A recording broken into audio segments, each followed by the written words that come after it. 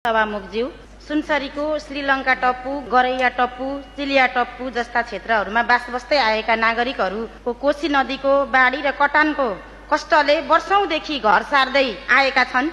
2078 र 79 सालमा मात्रै 3 पटक आफ्नो घर सार्न पीडितहरू बाध्य छन्। केहीले त अझै पनि आफ्नो जमिन डुबानमा परेर बालुवा मुनि आफ्नो जमिन हुँदा पनि कर तिरिरहेको अवस्था छ। 2078 को कार्तिक महिनामा कोशीमा 269.9 मिलिमिटर वर्षा भएको थियो, जसले बाढी र कटानलाई तीव्र बनायो। त्यसैगरी 2079 मा श्रीलङ्का टप्पूको पूर्वी टोल बाढीले सिद्ध्यायो, जसको कारण त्यहाँको बासिन्दाहरूले घरको खम्बा खुट्टी निकालेर सार्नुपर्ने बाध्य भए।